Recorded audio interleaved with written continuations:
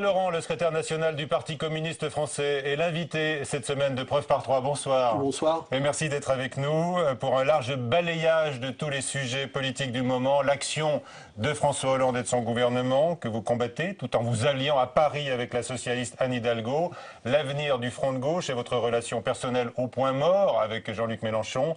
Catel Prigent de l'agence France-Presse, notre partenaire avec Dailymotion. Et Perrine Tarnaud de Public Sénat nous rejoindront tour à tour. D'abord, Pierre Laurent, Jean-Marc Ayrault a à nouveau défendu ce mardi l'humanité de la proposition qui a été faite par le chef de l'État à Leonarda, alors que le PCF a dénoncé très vite l'inhumanité de cette proposition, et même l'Humage est noté attitré sur un chantage inhumain.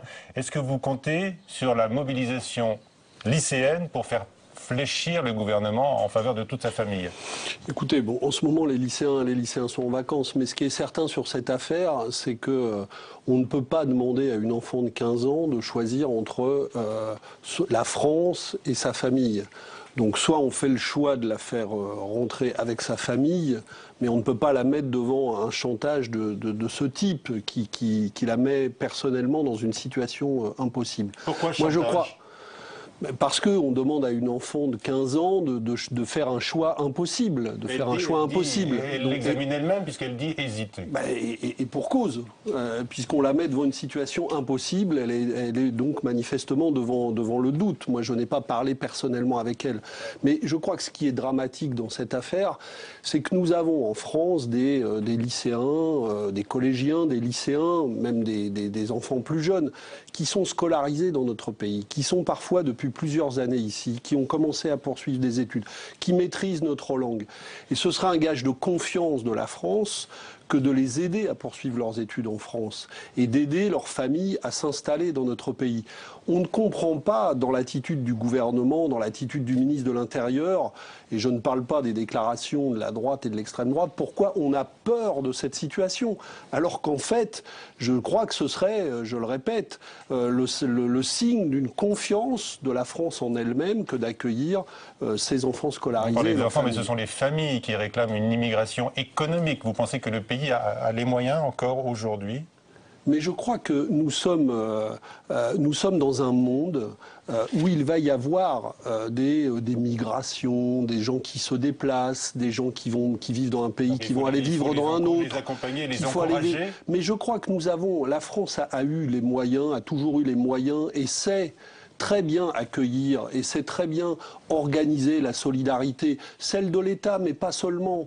On sait que dans les quartiers, cette solidarité s'organise. RESF, à sa manière, le montre.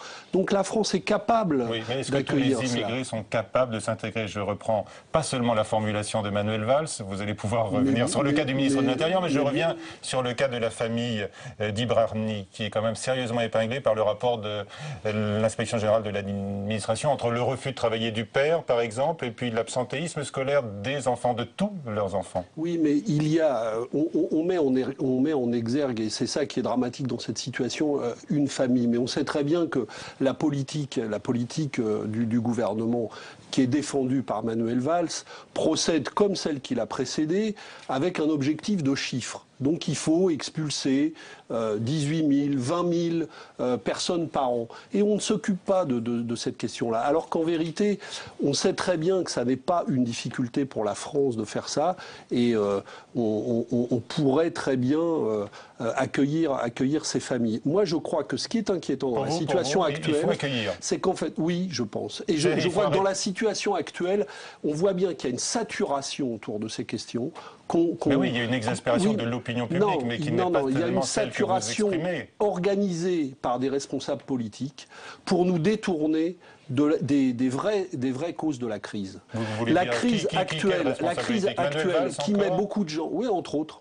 La crise actuelle, oui, il met en scène, il l'a fait avec les Roms, il met en scène des problèmes de ce type pour masquer que ce qui pose problème à la France, ce qui fait qu'il y a des millions de gens au chômage, ce qui provoque la division des travailleurs dans ce pays, ça a une origine, ça s'appelle le pouvoir de la finance. Il y a des gens qui passent leur temps à organiser le licenciement, la précarité pour des objectifs de rentabilité et qui s'enrichissent derrière.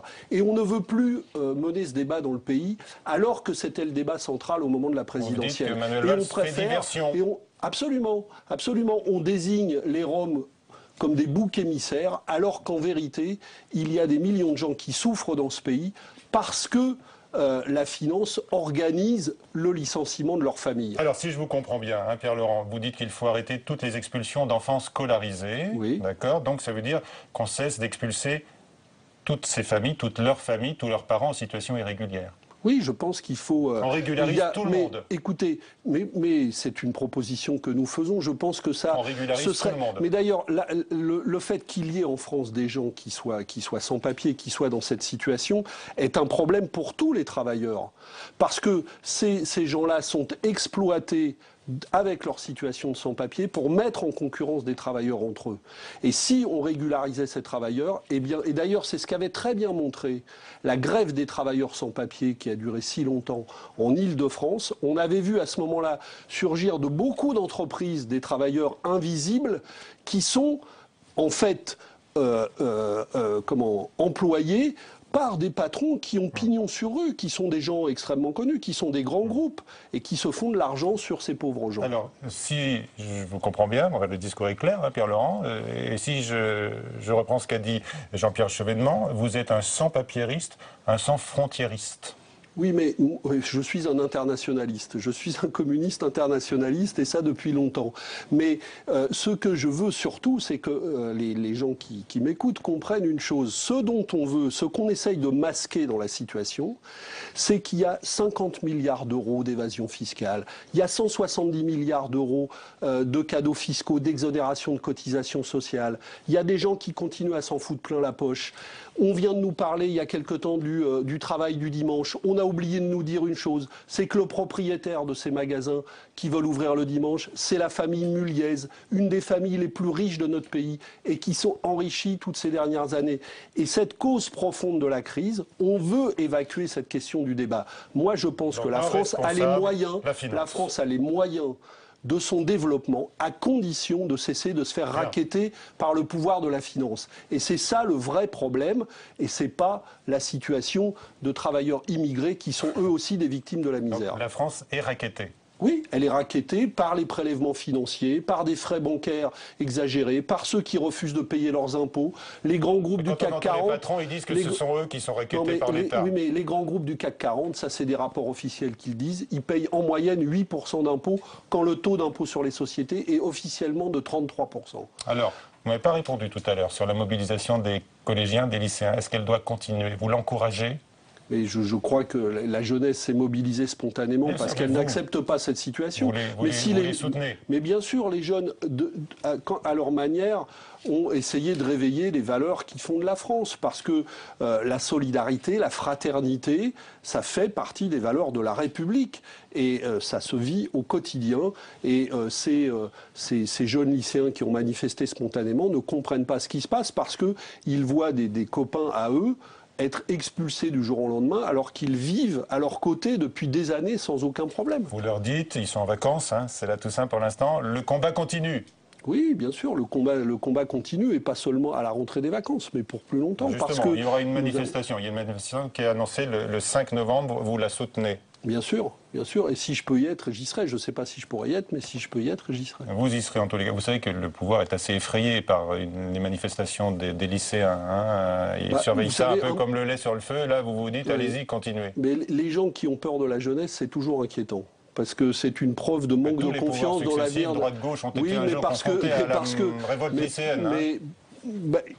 Au lieu de faire des grands discours démagogiques sur la jeunesse, il ferait mieux d'écouter la jeunesse. Or, la jeunesse dit, en l'occurrence, arrêtons ces expulsions, et elle a bien raison. Alors je pense que vous avez encore des choses à dire sur Manuel Valls. Hein, vous l'avez cité déjà plusieurs fois depuis le début de cette émission.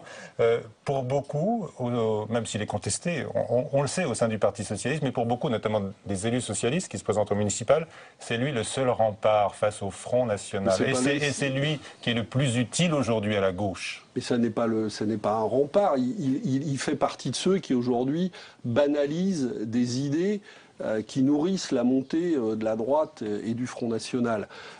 Parce qu'en plus, il fait des discours, mais il n'agit pas. Parce que quand il y a des collectivités locales qui sont confrontées, par exemple, au problème de villages de Roms qui ne peuvent pas rester dans ces conditions, qui sont quasiment des bidonvilles, eh bien, où est l'aide du ministre de l'Intérieur pour travailler avec ces collectivités locales, Que fait-il concrètement pour régler le problème?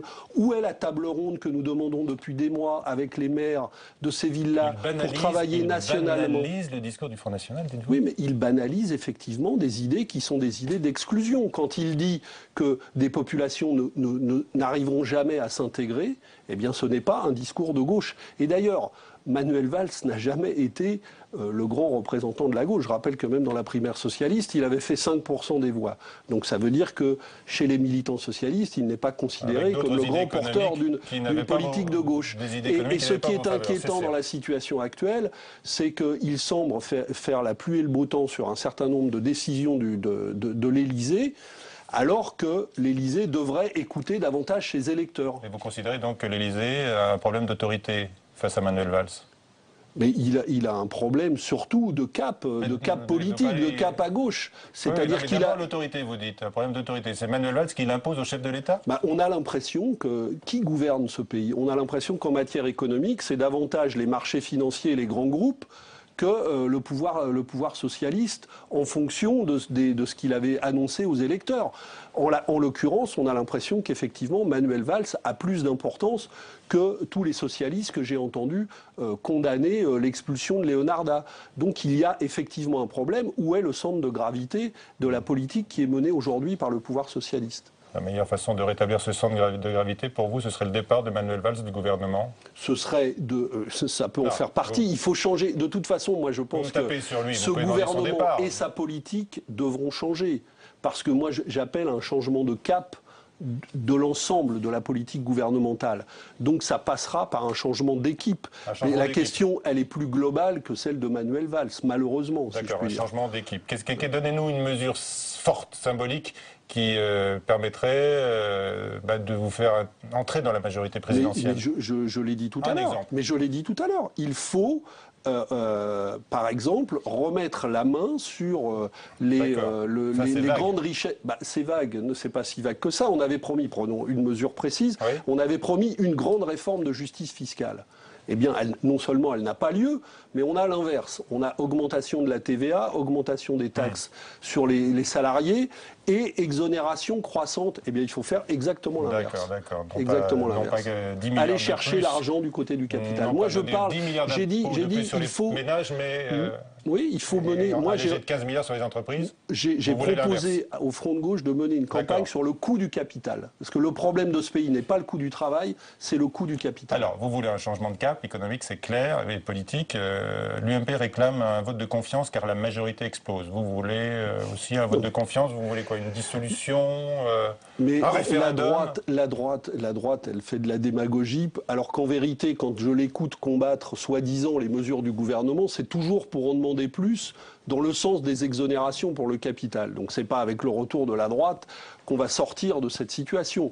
La seule possibilité d'en sortir de bonne manière, c'est effectivement d'obtenir un cap sérieux, une réorientation complète de la politique vers la gauche, c'est-à-dire vers ce qu'attendaient ceux qui ont porté François Hollande au pouvoir. Et pour y parvenir, je pense qu'il faut leur mobilisation sociale. Et elles ne sont pas suffisantes aujourd'hui, mais ça peut revenir. Il faut leur mobilisation sociale et il faut leur mobilisation électorale dans les prochaines échéances municipales et européennes. Un mot sur l'UMP qui veut remettre en cause le droit du sol dans notre pays, manifestement en mettant fin à l'acquisition automatique de la nationalité pour les enfants qui sont nés en France, mais de parents en situation irrégulière. Que répondez-vous à cela? On voit bien que bon, c'est une déclaration de Copé pour continuer, toujours pareil, à aller chasser ou à courir derrière le Front National. Mais surtout, ce sont des propositions, qu'elles viennent de la droite ou du Front National, de gens qui n'ont plus confiance dans la France, qui ne croient plus en ce pays, qui ne croient plus en ses valeurs. Ce sont des gens qui ont perdu confiance dans la France et dans sa capacité à développer sa jeunesse, à accueillir c'est même pas accueillir, puisque là on parle d'enfants qui sont nés dans notre pays, sur notre sol, et qui devraient pouvoir automatiquement acquérir la nationalité française. L'idée, c'est de leur donner le choix, de leur demander de choisir. Il suffirait tout simplement, comme c'était le cas avant, demander. Il suffirait, comme c'était le cas avant, que nés en France, ils deviennent français. Ils peuvent garder aussi la nationalité de leurs parents. Et c'était comme ça pendant des décennies, on n'est pas obligé de revenir sur ça. Allez, on va évoquer maintenant les municipales, et puis l'exception parisienne. Jean-Luc Mélenchon dénonce un cas déplorable, votre alliance dès le premier tour avec la socialiste Anne Hidalgo, qui va tenter de succéder à Bertrand Delanoë. Alors, est-ce que vous auriez troqué votre indépendance de jugement? On vient d'entendre toutes vos critiques, il y en aura encore d'autres d'ici la fin de cette émission, contre 13 postes de conseiller de Paris, avant d'accueillir Catel Prigent de l'agence France-Presse, le reportage de Faustine Saint-Geniès. Ils sont unis et tiennent à le montrer avec cette photo de famille bien orchestrée. Les communistes ont voté pour une liste avec le PS dès le premier tour des municipales, comme en 2001 et 2008. Anne Hidalgo est aux anges. Nous nous sommes reconnus, nous nous sommes retrouvés, à la fois sur un bilan, mais aussi sur une ambition et sur une méthode pour continuer à transformer Paris. Un accord qui n'avait pourtant rien d'évident. Depuis l'élection de François Hollande, le PCF et le Front de gauche se montrent très critiques envers le gouvernement. C'est donc une rupture avec cette stratégie. Yann Brossa, chef de file des communistes parisiens, intègre même l'équipe de campagne d'Anne Hidalgo, mais il veut tout de même rassurer ses anciens alliés. Le Front de gauche continuera, et je crois qu'il ne faut pas, dramatiser l'enjeu autour d'une différence d'appréciation sur les élections municipales à Paris. Dans les bureaux de vote, certains militants communistes jugent cette décision incohérente. Les députés Front de gauche ont voté contre le budget à l'Assemblée nationale et ils ont raison de le faire au vu de la politique de François Hollande. Et donc tout ça, ça va nous faire apparaître comme n'ayant aucune stratégie propre, indépendante. L'accord électoral reprend certaines propositions chères aux communistes. 30% de logements sociaux d'ici 2030 à Paris, ou encore la gratuité des premiers mètres cubes d'eau sous condition de ressources. Mais c'est aussi un accord tactique. En cas de victoire, le PC n'aura plus 8, mais 13 postes de conseiller de Paris, indispensables pour que Pierre Laurent reste sénateur dans la capitale. Un accord au rabais pour certains militants. Je pense que tout un tas de personnes qui sont déçues de la politique de François Hollande attendent une alternative, et moi j'ai envie qu'on leur propose cette alternative à Paris avec un front de gauche qui a des réelles propositions. L'accord parisien devrait rester une exception. C'est en tout cas ce qu'espèrent les autres composantes du front de gauche. Voilà, Catel Prigent de l'agence France-Presse nous a rejoint. Bonsoir Catel. Vos questions au secrétaire national du PCF. Alors on l'a vu, cette alliance à Paris déboussole des membres, des militants du PC, mais aussi des membres du Front de gauche. Il y en a un qui est particulièrement déboussolé, c'est Jean-Luc Mélenchon. Il se dit avoir le cœur en cendres et être personnellement et odieusement trahi. Est-ce que vous avez odieusement trahi Jean-Luc Mélenchon ? Nous avons un cap qui est simple, finalement, qui est très simple pour les élections municipales. Nous contestons la politique du gouvernement parce qu'elle n'est pas une politique de gauche. Eh bien, nous voulons, dans les communes, pouvoir mener des politiques de gauche. Donc, nous travaillons à cela, là où il existe des majorités de gauche, là où nous voudrions les conquérir. Et on essaye de le faire en rassemblant le plus largement possible. Et quand les conditions sont créées pour le faire avec des socialistes qui acceptent des objectifs de gauche, eh bien nous le faisons comme à Paris. Et donc il n'y a aucune volonté de se détourner de la stratégie du Front de gauche là-dedans. Il y a une application dans la bataille municipale de cette stratégie-là, en tenant compte des rapports de force locaux. Alors évidemment, ça provoque du débat même chez les communistes. Ah bah oui, mais c'est normal. Mais pourquoi est-ce que vous voudriez qu'il en soit autrement ? On a une politique gouvernementale qui est désastreuse et qui est prétendument menée au nom de la gauche. Donc il y a des gens qui sont déboussolés par cette situation. Et nous disons, dans les élections municipales, on ne va pas abandonner le combat pour autant et on va obtenir cet objectif-là. Paris est symbolique, vous allez être sous les projecteurs. Et là, vous vous associez au PS et vous allez vous retrouver face au PG qui présente une liste. Mais ce qui est symbolique en ce moment à Paris, c'est qu'effectivement, dans la capitale de la France, la gauche est en train de s'engager à dire, en tout cas la liste dans laquelle nous allons aller, nous allons faire 30% de logements sociaux alors qu'on vient à peine d'atteindre 20%. Nous allons continuer à construire encore plus de crèches que nous l'avons fait alors que le gouvernement, lui, dit « moi je vais réduire de 3,5 milliards le budget de la sécurité sociale ». Qu'à Paris, vendredi dernier, Anne Hidalgo a dit sur l'affaire Leonarda exactement la même chose que moi et que mes camarades communistes parisiens. Donc effectivement, il y a une singularité dans la situation parisienne, c'est que les forces du Parti communiste, du Parti socialiste, s'engagent en ce moment à mener une politique de gauche. Je ne suis pas naïf, je sais bien que ça sera un combat, y compris avec les socialistes. Ah, c'est sympa nous avons des points de prévenir, Anne Hidalgo. Nous avons des points de désaccord sur certains points aussi. Et dans les mandats précédents, nous avons eu des débats, y compris dans la majorité municipale, mais nous avons réussi à faire progresser les choses vers une politique de gauche. Et je pense que nous sommes en train d'en créer les conditions grâce à la manière dont les communistes mènent la bataille à Paris. Donc nous ne tournons pas le dos au front de gauche, loin s'en faut. Nous essayons de lui donner des atouts supplémentaires.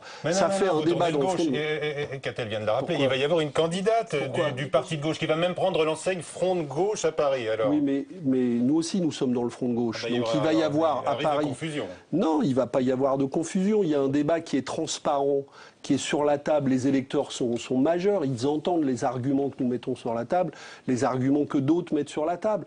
Ils feront leur choix. Ça sera la démocratie. Mais le PSG dit que vous avez quitté le front de gauche en vous alliant au PS sur Paris. Que le PC parisien quitte le front de gauche. Mais vous croyez que j'ai une tête à quitter le front de gauche? Ça fait 4 ans que jour et nuit, je m'occupe de développer le front de gauche. Je ne vais pas comme ça du jour au lendemain arrêter ça alors que je pense que la politique gouvernementale est très mauvaise et qu'il va falloir continuer à travailler à une alternative à ce gouvernement et à sa politique. Donc c'est pas moi qui vais quitter le front de gauche après tout ce que j'ai fait pour le développer. Donc c'est ridicule cette idée-là. Par contre, effectivement, je veux que dans la bataille municipale, on engrange tout ce qu'il est possible d'engranger, y compris pour se donner de la force pour mener la campagne nationale contre la politique. Est-ce que vous croyez que c'est très lisible que vous soyez associé au PS à Paris et face au PS dans d'autres grandes villes ? Eh bien, mais parce que regardez la situation à Marseille. Vous croyez qu'elle est la même qu'à Paris? Il s'agit de conquérir la ville contre la droite avec un danger de Front National et regardez le spectacle désolant que donne la primaire socialiste. Donc effectivement, à Marseille, nous nous y prenons autrement, mais nous avons le même objectif. Nous nous y prenons autrement parce qu'à Marseille, s'il n'y a pas une force comme la nôtre qui est à l'initiative du Front de gauche, dit aux Marseillais, vous voulez pas de ce spectacle politique, vous voulez une gauche digne et une gauche qui s'occupe de vos problème et pas de la guerre des égos entre des candidats à la primaire, eh bien nous allons construire ces listes-là. Donc effectivement, il y a des villes où on s'y prend pas de la même manière, mais l'objectif est pour moi exactement le même. Apparemment, c'est pas si clair que ça pour Jean-Luc Mélenchon. Est-ce que ça risque pas de faire éclater le front de gauche, toutes ces bisbilles pour les municipales? Évidemment, je souhaite de tout mon cœur qu'il n'en soit pas ainsi. Nous avons un débat avec Jean-Luc Mélenchon sur ce point. Mais moi, je lui dis, et je le redis aujourd'hui, ce débat ne justifie pas, loin s'en faut, un quelconque éclatement du front de gauche. Nous avons eu d'autres débats depuis le début du front de gauche et nous avons continué à franchir les étapes ensemble.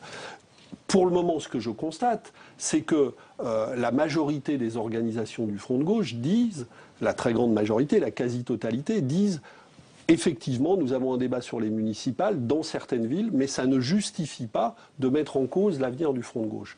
C'est aussi ce que je dis avec mes camarades communistes. Donc il faut qu'on surmonte ce débat, qu'on l'assume, et puis qu'on continue à travailler ensemble. Et on a une très bonne occasion de le faire, parce qu'il y a des élections européennes quasiment en même temps.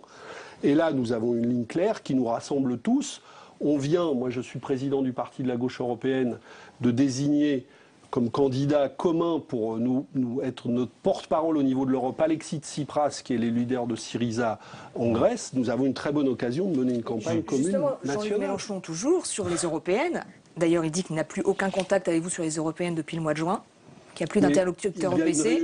Il y a une réunion qui se tient tous les lundis matins, qui continue de se tenir à la coordination nationale du Front de gauche, sans vous, sans lui. à laquelle... Non, c'est pas vrai, moi j'y participe très régulièrement. Mais pas lui. Et pas ces dernières semaines, mais... À cette réunion, nous discutons toute cette question et il est prévu que le lundi 4 novembre, puisque ça a lieu tous les lundis, nous allons avoir une discussion sur les futures élections européennes. Donc voilà, nous commençons le débat. Et c'est très bien.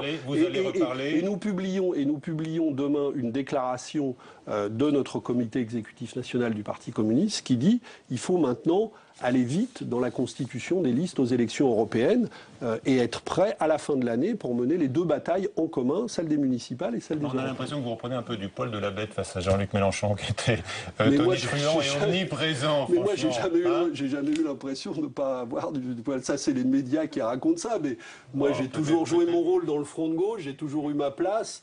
Et j'ai jamais fait de complexe en quoi que ce soit dans la conduite du Front de gauche. Donc, est-ce que Jean-Luc Mélenchon a, lui, développé un complexe de supériorité? Non, je ne crois pas. Nous avons mené une bataille, une très belle bataille commune ensemble dans l'élection présidentielle. Mais je pense que nous sommes des forces différentes, unies dans un front, mais différentes. Il y a des débats politiques. Il n'y a aucune raison de dramatiser ces débats politiques. Ce débat sur les municipales, c'est pas plus profond que ça, c'est aussi un débat sur l'avenir du Front de gauche, sur une vision chacun qui n'est pas forcément la même sur ce que doit devenir le Front de gauche. Je crois qu'il y a un débat sérieux, oui, sur qu'elle est. Nous sommes dans une nouvelle situation politique depuis la victoire de François Hollande. Et à partir du moment où on voit bien que le gouvernement tourne le dos à ce qui aurait dû être une politique de gauche, nous avons un défi politique nouveau à remplir. Parce que pour nous, maintenant, il ne s'agit pas seulement de réunir ceux qui ont voté Front de gauche. Il faut qu'on se tourne vers des millions de gens qui ont voté François Hollande et qui ne se reconnaissent pas dans la politique gouvernementale. Donc comment est-ce qu'on résout ce problème? Comment est-ce qu'on fait? Ça provoque effectivement un débat nouveau dans le Front de gauche qui n'existait pas avant. Et on a des différences sur la manière dont on aborde cette question. Pour moi, ces différences ne justifient sûrement pas l'éclatement du Front de gauche, parce que de toute façon, nous sommes condamnés à relever ce défi politique, parce que c'est la seule manière d'empêcher le retour de la droite, voire le progrès de l'extrême droite. C'est de recréer un espoir à gauche au moment où le gouvernement lui tourne le dos. Ces débats ne tombent pas mal justement dans une année électorale, municipale, européenne, et où au final on se rend compte sur les élections intermédiaires que ce n'est pas le Front de gauche, c'est plutôt effectivement le FN qui récupère les voix des mécontents. Non, mais actuellement, ce qui se passe, c'est qu'il y a un double phénomène. Il y a un phénomène de démobilisation à gauche à cause de la politique gouvernementale, et il y a un phénomène de radicalisation à droite en faveur de l'extrême droite, mais parce que l'UMP a ouvert les vannes. Et on le voit bien avec Copé sur le droit du sol tout à l'heure. Et même Manuel Valls, mais si nous recréons l'espoir à gauche, et il faut le faire avec le Front de gauche, eh bien nous pouvons résoudre cette question. Parce que les gens qui ont voulu le changement en 2012 n'ont ni abandonné leurs valeurs, ni abandonné leurs attentes, ni abandonné leurs espoirs. Donc tout reste possible avec le Front de gauche. On a vu votre camarade tout à l'heure dans le sujet de Faustine Sageniès, Yann Brossat, qui est le porte-parole du PC et qui devient d'ailleurs le porte-parole de la socialiste Anne Hidalgo à Paris.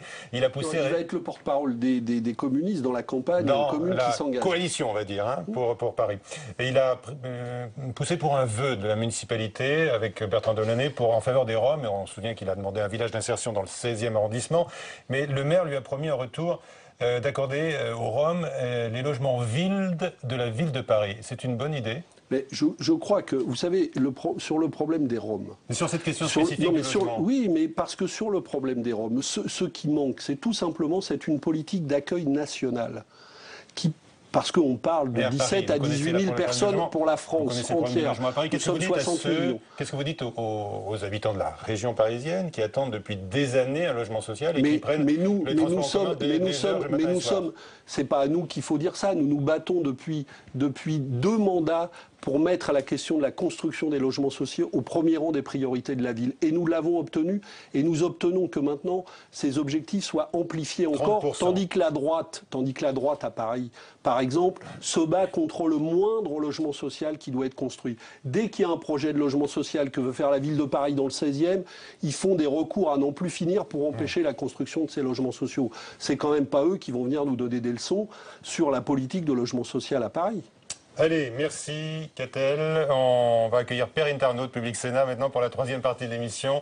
Perrine arrive pour évoquer donc d'autres réformes qui n'ont pas l'air de vous plaire. On l'a déjà bien entendu depuis le début de cette émission, mais on va d'abord voir comment votre base sociale et électorale... Je ne fais pas crâler, je fais des propositions. Oui, on les a bien entendues. Oui.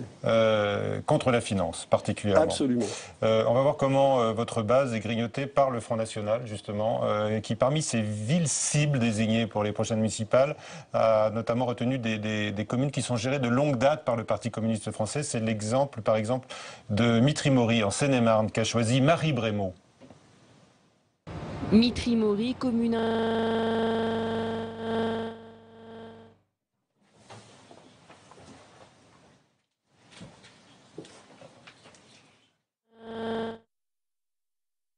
Mais c'est quoi cette chose qui est pas du tout... Alors nous avons un problème avec ce sujet qui n'est pas parti correctement. Nous avons compris que nous étions à Mitry-Mory avec Marie Brémaud, une ville gérée par le Parti communiste depuis des années et que vise le Front National. Je pense que maintenant nous allons pouvoir regarder. Non, bon alors... Perrine, bon, tout de suite avec nous, on enchaîne avec vous, Perrine. Bonsoir. C'est vrai qu'il y a eu une note la semaine dernière des services du ministère de l'Intérieur qui alertait sur une société de plus en plus inflammable, une colère qui s'exprime non pas dans la rue, mais dans les urnes. Est-ce que petit à petit, le Front National grignote ses voix populaires? Mais écoutez, il y a une situation du pays qui est très inquiétante. Et c'est le résultat de quoi? De 10 ans de politique de droite qui ont multiplié le chômage, la précarité, la pauvreté, qui ont cassé les solidarités, qui les ont cassées concrètement et qui les ont cassées dans les têtes en développant des idées d'égoïsme, de repli, de xénophobie. Et puis maintenant, on a une politique de gauche et maintenant on a une politique socialiste, du gouvernement socialiste, qui au lieu de prendre le taureau par les cornes et de faire ce qui était promis, c'est-à-dire on va s'attaquer au pouvoir de la finance, on va mieux répartir les richesses, on va faire de la solidarité, fait le contraire. Donc il y a un moment où les gens se disent, bah alors, il n'y a plus rien à faire. Donc il faut à ce moment-là que des forces se lèvent, et c'est ce que nous faisons, pour organiser justement ces solidarités, pour montrer qu'il est possible de mener des politiques. Quelle force se lève ? Parce que vous avez du mal à avoir des gens dans la rue, dans vos manifestations. On a l'impression que la classe politique, que les syndicalistes sont impuissants aujourd'hui. Écoutez, c'est ce qu'on passe son temps c'est ce qu'on répète en permanence pour évacuer le débat sur les responsabilités. Parce qu'on peut voter demain matin un projet de loi pour interdire les licenciements boursiers. Quand nous étions dans l'opposition, socialistes, communistes et verts, nous l'avons voté ensemble. Pourquoi est-ce qu'on ne le vote pas? Par manque de courage politique. Voilà, tout simplement. Mais il existe demain matin des majorités à l'Assemblée nationale et au Sénat qui peuvent voter ces lois-là. Nous pouvons très bien, au lieu de faire la politique fiscale qu'on est en train de faire, on peut très bien mettre les moyens pour aller chercher les 50 milliards d'évasion fiscale. On peut très bien contrôler les fonds publics qu'on distribue aux entreprises alors qu'ils s'en servent pour licencier. Donc il n'y a aucune raison. Moi, je conteste l'idée de l'impuissance. Oui, mais c'est pas une question d'impuissance politique. Même si elle n'est pas assumée. C'est pas une question d'impuissance politique, contrairement à ce qu'on dit aux gens. Et c'est une question qu'il faut avoir le courage de s'attaquer au pouvoir de la finance. Quand François Hollande disait aux Bourget, il y a un ennemi, et bien maintenant il faut le faire. Du coup, est-ce que vous êtes d'accord avec Jean-Luc Mélenchon quand il dit que finalement la politique du Parti socialiste est presque pire que celle de l'UMP? En tout cas, c'est pas une politique de gauche là-dessus. Moi, et dans certains domaines, elle est en train d'aggraver la situation. On voit avec la réforme des retraites. On avait la réforme Sarkozy, on avait dit on va la combattre. Au lieu de la corriger, on rallonge encore les années de cotisation. Mais elle est quand même plus sociale que structurelle, la réforme de l'actuel gouvernement sur les retraites. Cette réforme sur les retraites, elle va conduire à ce qu'on partira à nouveau plus tard avec des retraites et des pensions encore dégradées. Voilà le résultat. Mais elle prend beaucoup plus en compte la pénibilité, par exemple. Non, elle dit qu'elle prend en compte la pénibilité, mais quand on passe au dispositif concret de prise en compte de la pénibilité, on est à des kilomètres de ce que demandent les organisations syndicales. Un salarié sur 4, voire plus, qui aura un compte pénibilité. Oui, mais il y a des, la seule chose nouvelle, c'est qu'on inscrit ce principe-là dans la loi. Mais pour ce qui est des dispositifs concrets qui vont permettre d'accéder à une véritable reconnaissance de la pénibilité, dans le projet de loi, on est très loin du compte. Et d'ailleurs, si le gouvernement veut rendre ça plus concret, il pourra très bien reprendre nos amendements dans le débat qui démarre lundi au Sénat, parce qu'on ne va pas manquer d'amender le projet sur cette question et sur la question de la jeunesse, sur la question des retraites des femmes et sur beaucoup d'autres questions. Quelques 200 amendements attendus de votre groupe, effectivement, sur ce projet de loi retraite. Vous confirmez qu'au Sénat, vous ne voterez ni le projet de loi sur les retraites, ni le projet de loi, ni la loi de finances, ni la loi de financement de la sécurité sociale? Nous ne voterons pas le projet de loi sur les retraites tel qu'il nous arrive, ça c'est clair et net. Nous allons déposer, vous dites à peu près 200 amendements, nous avions le groupe ce matin, c'est à peu près ça. Eh bien, nous attendons que ces amendements soient repris. Si on nous si comme à l'Assemblée nationale, on nous retoque tous ces amendements, nous voterons contre. Et sur le budget, nous voterons contre pour une raison très simple. C'est qu'on nous propose encore de nous enfoncer dans une logique budgétaire qui n'améliore pas la situation du pays, ne permet pas de croissance, ne résout pas les inégalités et en plus ne résorbe même pas les déficits. Et sur la sécurité sociale, c'est pareil. Vous ne voterez pas non plus le projet de loi de financement. Mais non, parce que nous sommes toujours dans la même logique. Toujours dans la même logique qui continue à faire des cadeaux toujours aux mêmes et à ne pas résoudre les problèmes d'inégalité sociale. Donc Pierre-Laurent, ça c'est votre logique. Mais alors, vous comprendrez que peut-être les électeurs français soient un peu perdus quand ils vous voient nouer des alliances avec le Parti socialiste, même si ce sont pour des élections locales. Mais on s'est expliqué. Mais parce que quand il y a une politique gouvernementale et vous comprenez que les qui Français refuse... en ont peut-être un peu assez du coup des partis politiques français. Oui, mais attendez, qui ne sont que dans des positions finalement tacticiennes. Non, justement, c'est exactement le contraire en ce qui nous concerne. C'est qu'on nous demande de nous enfermer dans des postures politiciennes a priori. Et nous disons exactement le contraire. Mais parce que notre boussole n'est pas celle sur laquelle vous m'interrogez en permanence, les alliances. Moi, ma boussole, c'est est-ce que ce qu'on fait va être utile aux populations ou pas. Et à Paris, c'est est-ce qu'il y aura du logement social? Est-ce qu'on va lutter contre la spéculation? Est-ce qu'on va construire des crèches pour répondre? Est-ce qu'on va faire des transports publics? Et cette question-là, elle est vraie partout. C'est la seule. A fait ça depuis 2001. Oui, absolument. L'équipe de Bertrand Delanoë, et grâce justement au travail des communistes dans cette majorité, a fait par exemple de la construction de logement social une de ses grandes priorités. Je rappelle que quand Delanoë a gagné la ville en 2001, il y avait dans le programme de Delanoë l'idée de construire 3000 logements sociaux par an. Nous en proposions plus à l'époque. Et aujourd'hui, on en construit 5 à 6 000 par an, grâce à la bataille que nous avons menée. Et avec l'objectif qui est retenu dans l'accord que nous devons passer avec Anne Hidalgo, ce sera plus de 7 000 logements sociaux par an. Voilà, ça c'est du concret. Et nous, c'est ce qui nous détermine. C'est pas les alliances, les postures, etc. C'est justement exactement le contraire. Si Anne Hidalgo était à Matignon, alors là, vous seriez derrière elle. Hein. Si elle était à Matignon, pour prendre cet exemple, je pense que cette hypothèse ne se présente pas, mais si elle ou une autre et disait « je change totalement la politique du gouvernement actuel pour en faire une autre », on discuterait.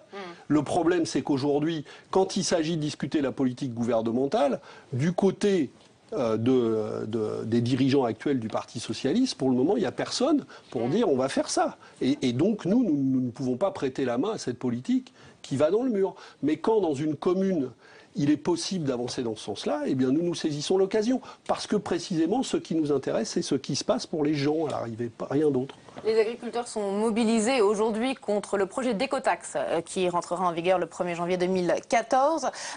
Est-ce qu'il faut la supprimer ou la maintenir, cette écotaxe? Et le problème de cette écotaxe, c'est qu'elle est une fois de plus, elle est injuste telle qu'elle est conçue. Parce qu'elle va frapper des gens au niveau de la consommation, alors qu'en vérité, il faudrait prendre le problème de l'écologie en amont, parce qu'il faut une politique écologique. Ça joue sur les transports, pour essayer de favoriser des modes de transport qui soient moins polluants que les poids lourds. Mais en l'occurrence, vous dites à des gens, nous ne vous donnons aucun moyen de changer vos moyens de transport, de les renouveler, parce qu'on sait que les agriculteurs ont des problèmes de revenus important. Vous êtes obligé de renouveler votre matériel. Et la seule chose qu'on fait, c'est qu'on vous taxe à l'arrivée.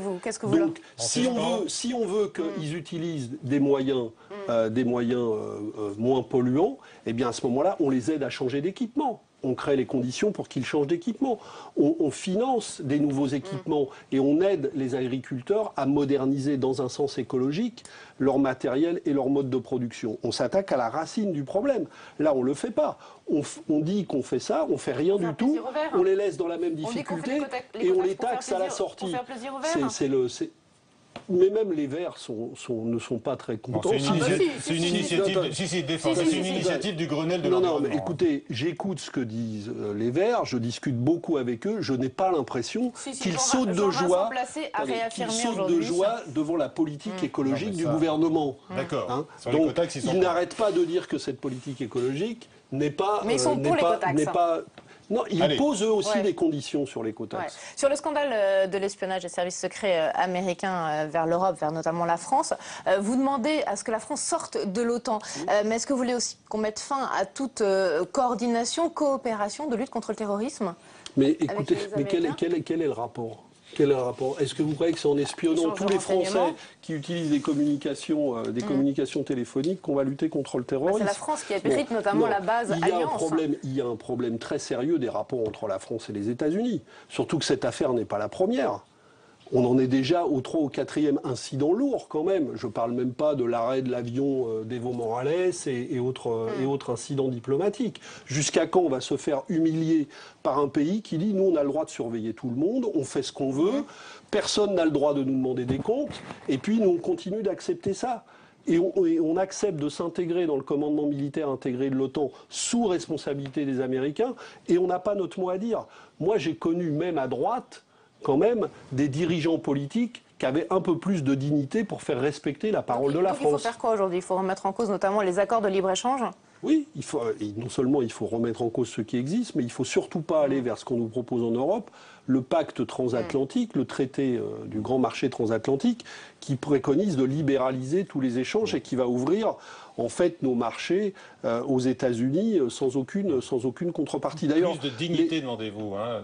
Vous l'avez demandé au chef de l'État, mais il a eu un échange vif, dit-on, avec Barack Obama. Il a exprimé sa réprobation. C'est la moindre des choses quand même. C'est la moindre des choses. Où est-ce qu'elle est absente? Non, mais puisqu'on commençait la discussion sur l'OTAN, je pense que nous devrions développer une politique de la France plus indépendante et qui n'attend pas le feu vert des États-Unis pour décider ce qu'elle fait dans telle ou telle région du monde. Juste dernière question, oui ou non? C'est vrai que vous ne parlez plus du tout avec Jean-Luc Mélenchon depuis cet été, vous n'avez pas répondu tout à l'heure. Vous reprenez les images qu'on vous avait publiées, même à la fête de l'humanité, à plusieurs reprises, on s'est croisés ensemble à la fête de l'humanité. Vous êtes croisés. Si vous parlez, on a compris qu'un rendez-vous était prévu au début du mois de novembre, le 3 ou le 4. Le 4 novembre, on a une réunion du Front Gauche pour discuter sur les élections européennes. Merci à vous. Merci Perrine. Bonsoir à tous et à très vite. Bonsoir.